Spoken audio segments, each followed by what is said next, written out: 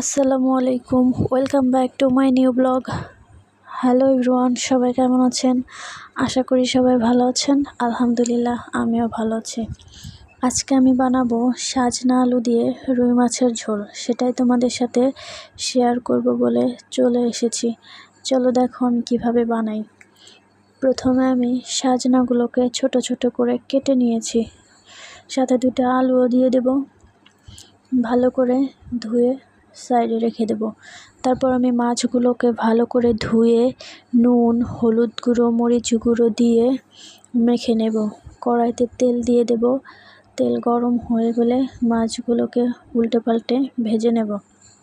এবার যখন আমি মাছ ভাজছিলাম তখন খুব জোরে শিলাবৃষ্টি হচ্ছিল, তো আমি বৃষ্টি দেখতে চলে গেছি। তো দেখো বৃষ্টি নাকি কত বড় বড় বরফের টুকরো, যেন আমি ফ্রিজ থেকে এক্ষুনি বের করে নিয়ে এসেছি।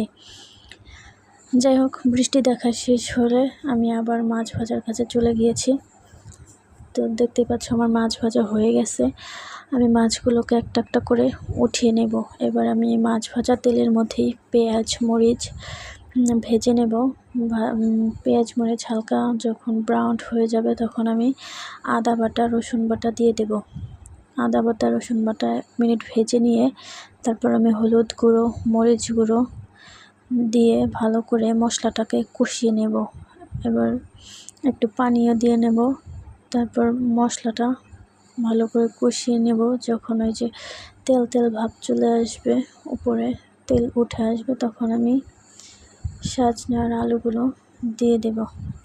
সাজনা আর আলু দিয়ে ভালো করে নেড়ে চেড়ে আমি এবার 5 মিনিটের জন্য ঢাকা দিয়ে রেখে দেব। এবার 5 মিনিট পর যখন আমি ঢাকনা খুলব তখন সাজনাগুলো কালার একদম চেঞ্জ হয়ে গেছে। দেখছিলাম আলু সিদ্ধ হয়েছে কিনা, কিন্তু হয়নি। তো আমি এখন একটু পানি দিয়ে ভালো করে সিদ্ধ করে নেব।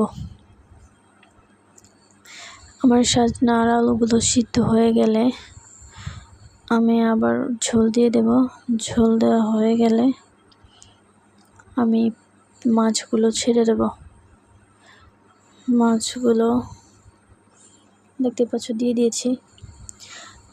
তো আমার ভিডিও যদি তোমাদের ভালো লাগে অবশ্যই লাইক কমেন্ট শেয়ার করবে, আর হ্যাঁ, সাবস্ক্রাইব করতে ভুলবে না।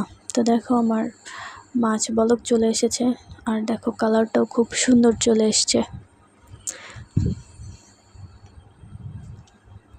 এটাই আমার মাছের ফাইনাল লুক। তো আজকের মতো এই পর্যন্তই। আল্লাহ হাফেজ। পরের ব্লগের জন্য ওয়েট করো। Bye bye.